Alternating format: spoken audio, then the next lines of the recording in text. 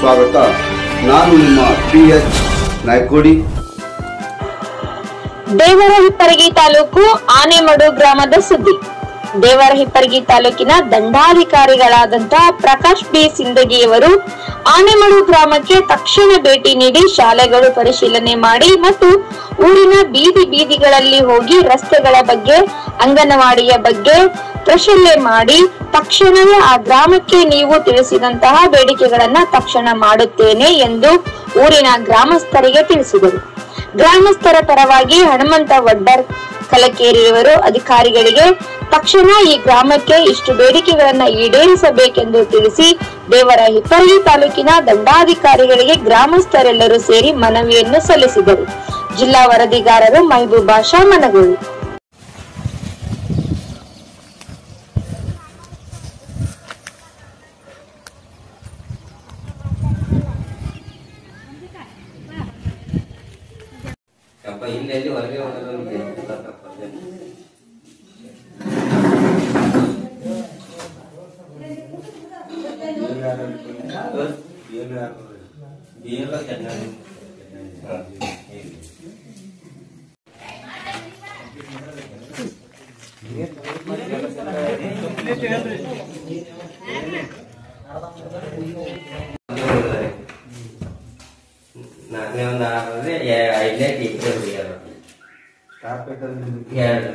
ಇನ್ನೊಬ್ಬರು ಸರ್ ಯಾವುದೇ ಹೆಚ್ಚ ಬಂದ್ರೆ ಅವರು ಬಂದಿಲ್ಲ.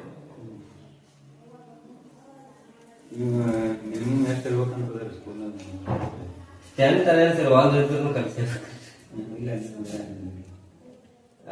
ಮಿನಿಮಮ್ ಏನಿಲ್ಲ ಸರ್. ಮ್ಯಾಕ್ಸಿಮಮ್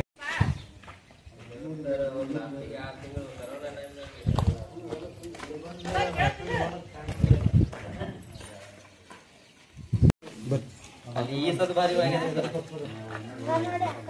ಈಗ ನಾಳೆ ನೋಡಿದ್ರೆ ಕಾಡಿದ ಕಾಣುತ್ತದೆ.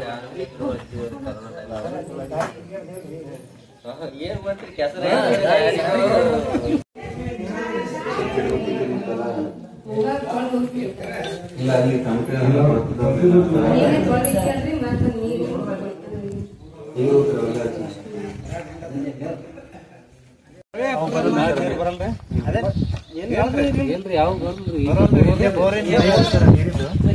ಪೂರಾ ಕೊಳ್ತೀನಿ.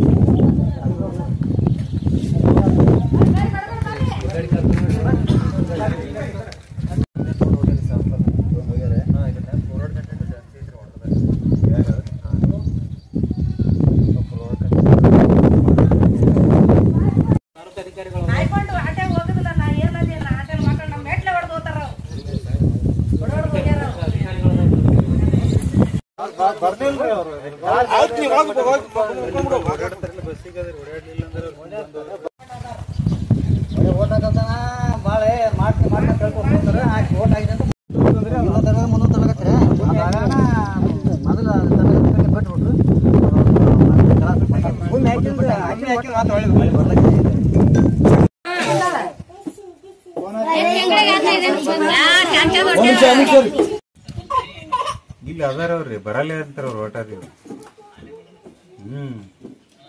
ಅವ್ರು ಬರ್ಲಿಕ್ಕೆ ಆಗ್ಲಿಲ್ಲ ಅಂದ್ರೆ ತೆಗೆದು ಮತ್ತೆ ಊರಾಗಿದ್ದವ್ರು ಯಾರು ತೊಂದ್ರೆ ಇರ್ತಾರ.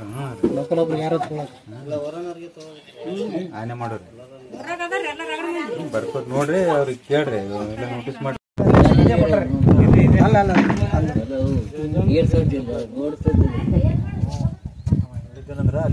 ವಿಷಯ ಆನೆಮಡು ಗ್ರಾಮದಲ್ಲಿ ಮೂಲಭೂತ ಸೌಕರ್ಯಗಳನ್ನು ಒದಗಿಸಿಕೊಡುವುದು. ಮಾನ್ಯರೇ, ಮೇಲ್ಕಾಣಿಸಿದ ವಿಷಯಕ್ಕೆ ಸಂಬಂಧಿಸಿದಂತೆ ದೇವರಹಿಪ್ಪರಗಿ ತಾಲೂಕಿನ ಆನೆಮಡು ಗ್ರಾಮಸ್ಥರು ತಮ್ಮಲ್ಲಿ ವಿನಂತಿಸಿಕೊಳ್ಳುವುದೇನೆಂದರೆ, ನಮ್ಮ ಊರಿನಲ್ಲಿ ನಮ್ಮ ಗ್ರಾಮಕ್ಕೆ ಯಾವುದೇ ಮೂಲಭೂತ ಸೌಕರ್ಯಗಳು ಆಗಿರುವುದಿಲ್ಲ. ರೇಷನ್ ಕಾರ್ಡ್ಗಳು ಸುಮಾರು 180 ರೇಷನ್ ತರಲು ಗ್ರಾಮದಿಂದ 4 ಕಿಲೋಮೀಟರ್ ನಡೆದುಕೊಂಡು ಹೋಗಬೇಕು. ಅದನ್ನು ನಮ್ಮೂರಿನಲ್ಲಿಯೇ ಮಾಡಿಸಿಕೊಡಬೇಕು. ಗ್ರಾಮಕ್ಕೆ ಹೋಗಲು ಬರಲು ರಸ್ತೆ ಕಚ್ಚಾ ಇರುತ್ತದೆ, ಅದನ್ನು ಸುಧಾರಣೆ ಮಾಡುವುದು. ನಮ್ಮ ಗ್ರಾಮಕ್ಕೆ ಬಸ್ಸಿನ ಸೌಲಭ್ಯ ಒದಗಿಸಿಕೊಡಬೇಕು. ನಮ್ಮೂರಲ್ಲಿ ಅಂಗನವಾಡಿ ಶಿಕ್ಷಕರು ಸರಿಯಾಗಿ ಬರುವುದಿಲ್ಲ. ಒಂದು ಅಂಗನವಾಡಿ ನಿರ್ಮಾಣ ಮಾಡಿಸಿ ಶಿಕ್ಷಕರನ್ನು ನೇಮಿಸಿಕೊಡಬೇಕು. ಸರ್ಕಾರಿ ಶಾಲೆ ಇದ್ದು ಅದು ಮಳೆ ಬಂದಾಗ ಸೋರಿಕೆ ಆಗುತ್ತದೆ, ಅದನ್ನು ಸುಧಾರಣೆ ಮಾಡಿಕೊಡಬೇಕು. ಮತ್ತು ಗ್ರಾಮ ಪಂಚಾಯತಿಯಿಂದ ಯಾವುದೇ ಮೂಲಭೂತ ಸೌಕರ್ಯಗಳು ನಮಗೆ ಇಲ್ಲಿವರೆಗೂ ಸಿಕ್ಕಿಲ್ಲ. ಕುಡಿಯುವ ನೀರಿನಲ್ಲಿ ಸಮಸ್ಯೆ ಇದ್ದು ಒಂದು ಫಿಲ್ಟರ್ ಸೌಲಭ್ಯ ಒದಗಿಸಿಕೊಡಬೇಕು. ದವಾಖಾನೆಗೆ ಹೋಗಲು ನಮಗೆ ಸುಮಾರು 25 ಕಿಲೋಮೀಟರ್ ದೂರ ಆಗಿರುತ್ತದೆ. ಒಬ್ಬ ನರ್ಸ್ ಅಥವಾ ಸಿಸ್ಟರ್ ಯಾರಾದ್ರಲ್ಲಿ ವಾರದಲ್ಲಿ ಒಂದು ದಿವಸ ನಮ್ಮೂರಿಗೆ ಬಂದು ಹೋಗಬೇಕು. ಈ ತರ ಎಲ್ಲಾ ಬೇಡಿಕೆಗಳದ್ದು. ಮತ್ತು ಸರ್, ವಿಶೇಷವಾಗಿ ನಾನೇನೇ ಕೇಳ್ಕೊಳ್ತಿದ್ದೇನೆ ಅಂತಂದ್ರೆ, ಈ ಊರಾಗ ಸುಮಾರು ಒಂದು 400 ಜನ ಅದಾರ ಇಲ್ಲಿ ವಾಸಿಸ್ತಾರ. ಮನೆ ಮಾಡೋ ಗ್ರಾಮ ಅಂದ್ರೇನೆ ಹುಡುಕಾಡ್ಕೊಂಡು ದೀಪ ಹಚ್ಚಿ ಹುಡುಕಾಡ್ಕೊಂಡು ಬರುವಂತ ಪರಿಸ್ಥಿತಿ. ಒಬ್ಬ ಶಾಸಕ ಆಗಿರ್ಬೋದು, ವ್ಯಕ್ತಿಗಳಾಗಿರ್ಬೋದು, ಒಂದು ವೋಟಿಂಗ್ ಟೈಮ್ ಅಲ್ಲಿ ಇಲ್ಲಿಗೆ ಬಂದವರು ಮತ್ತು ಮರುಕಳಿಸುವಾಗ 5 ವರ್ಷ ನಂತರ ಮತ್ತೆ ಬರುವಂತ ಪರಿಸ್ಥಿತಿ ಆಗಿದೆ. ಅದಕ್ಕೆ ದಯವಿಟ್ಟು ಸರ್ ತಮ್ಮಲ್ಲಿ ವಿನಂತಿ ಮಾಡ್ಕೊಳ್ಳೋದೇನು ಅಂತಂದ್ರೆ, 400 ಜನರಲ್ಲಿ ಅವ್ರ ಮಕ್ಕಳು ವಿದ್ಯಾಭ್ಯಾಸಕ್ಕಾಗಿ ಹೋಗಲಕ್ಕ 4ರಿಂದ 50 ಕಿಲೋಮೀಟರ್ ದೂರ ಆಗ್ತದೆ. ಸುಮಾರು 5ನತ್ತೆವರೆಗೂ ಇಲ್ಲೇ ಇದೆ ಸರ್. ಇಲ್ಲಿ ಶಿಕ್ಷಕರು ಅದಾರ, ಡೈಲಿ ಬರ್ತಾರ. ಅವರೇ ಸರ್ ದೂರ ಆಗುತ್ತೆ. ಮತ್ತೆ ಆಮೇಲೆ ರೋಡ್ ಕಚ್ಚಾ ಇದೆ, ಆದ್ರೂ ಬಂದ್ ಹೋಗ್ತದ. ಇಲ್ಲಿ ಕೂಡ ಮಳೆ ಬಂದಾಗ ಅಲ್ಲಿ ಕಲಿಯುವಂತ ಪರಿಸ್ಥಿತಿ ಇಲ್ಲ. ದಯವಿಟ್ಟು ಅದೊಂದು ಸಾಲಿ ಕೂಡ ನೀವು ದುರಸ್ತಿ ಏನ್ ಮಾಡ್ಕೊಡ್ರಿ, ಎಲ್ಲ ಹೊಸದಾಗಿ ನಿರ್ಮಾಣ ಮಾಡ್ಕೊಡ್ರಿ ತಮ್ಮಲ್ಲಿ ವಿನಂತಿ ಮಾಡ್ಕೊಳ್ತಾ ಇದೀವಿ. ಮತ್ತು ಮೇಲಾಗಿ ಈ ಕಡೆ ಒಂದು ರಸ್ತೆ ಇದೆ ಸರ್, ಹೊನ್ನಾಳಿ ಕಡೆ ಹೋಗಕ್ಕೆ. ಈ ಕಡೆ ಒಂದು ಗಡ್ಡೆ ಇದೆ, ಕೊಳಗೇರಿಗೆ ಒಂದು ರೋಡ್, ಆ ಕಡೆ ಚಟ್ನಾಳಿಗೆ ಒಂದು ರೋಡ್. 2 ರೋಡ್ ಸುಧಾರಣೆ ಇದ್ರೆ ಬಸ್ ನಮ್ಮೂರಿಗೆ ಬರಲ್ಲ, ಯಾವುದೇ ತೊಂದರೆ ಆಗಲ್ಲ ಸರ್. ದಯವಿಟ್ಟು ಅವು ಕೂಡ ಬರ್ಲಕ್ಕೆ ತಾವು ಅವಕಾಶ ಮಾಡಿಕೊಡ್ಬೇಕು. ಆಮೇಲೆ ರೇಷನ್ ತಮ್ಮಲ್ಲಿ ವಿಶೇಷವಾಗಿ ಒಂದು ವಿನಂತಿ ಏನಂತಂದ್ರೆ, ರೇಷನ್ ತರಲು ಇಲ್ಲಿಂದ 4 ಕಿಲೋಮೀಟರ್ ನಡ್ಕೊತ ಹೋಗ್ತಾರೆ ಸರ್. ಎಲ್ಲರೂ 4 ಕಿಲೋಮೀಟರ್ ತಪ್ಪಿಸ್ಬೇಕು ಅಂತಂದ್ರೆ ಅವರಿಗೆ ಒಂದ್ ದಿನದಲ್ಲಿ ಅಥವಾ 2 ದಿನ ಇಲ್ಲಿ ಈ ಊರಿಗೆ ಟೈಮ್ ಕೊಟ್ಟು ಗಾಡಿ ತಗೊಂಡ್ಬಂದು ಇಲ್ಲೇ ಹಂಚಿಕೆ ಆಗಿ ಮಾಡಿದ್ರೆ ಎಲ್ರಿಗೂ ಅನುಕೂಲ ಆಗುತ್ತೆ ಸರ್. ಅದು ನೀವು ಮಾಡಲೇಬೇಕಂತ ತಮ್ಮಲ್ಲಿ ವಿನಂತಿ ಮಾಡ್ಕೊಳ್ತಾ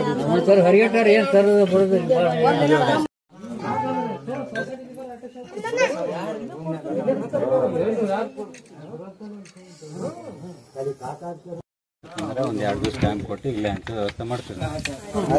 ಈಗ ಅವ್ರಿಗೆ ಕರೆಸ್ತೀವಿ, ರೇಷನ್ ಅಂಗಡಿಯವರಿಗೆ ಅವ್ರಿಗೆ ಒಂದು ಕರೆಸಿ ಅವ್ರ ಜೊತೆ ಮಾತಾಡಿ ಒಂದು ವ್ಯವಸ್ಥೆ ಮಾಡ್ತೀವಿ. ಆಮೇಲೆ ಬಸ್ಸಿಂದ ಏನದ ನಾವು ಬರೀತೀವಿ ಅವ್ರಿಗೆ, ಡಿಪೋ ಮ್ಯಾನೇಜರ್ಗೆ. ಈಗೆಲ್ಲ ರೋಡ್ ಸರಿಯಾಗ್ಯದ, ಬಸ್ ಮನೆ ಮುಂದ್ರಿ ಎಲ್ಲ ಏನು ರಸ್ತೆ ಮತ್ತು ಚರಂಡಿ ಸಂಬಂಧ ಏನದ ಸಂಬಂಧಪಟ್ಟ ತಾಲೂಕು ಪಂಚಾಯತ್ ಅವರಿಗೆ, ದವಾಖಾನೆ ಸಲುವಾಗಿ ಏನದ ಅವರಿಗೆ ಪಡೆದವರಿಗೆ, ತಾಲೂಕು ಆಫೀಸರ್ ಅವರಿಗೆ, ಮತ್ತೆ ಯಾರು ಆಶಾ ವರ್ಕರ್ ಯಾರು ಬರ್ತಿದಾರ ಅಂತಂದ್ರೆ ಅವ್ರಿಗೆ ಒಂದ್ಸಲ ಬಂದು ಹೋಗ್ಲಿಕ್ಕೆ ಹೇಳ್ತೀವಿ. ಬಂದಾರ ಮಾಡಿದ್ರು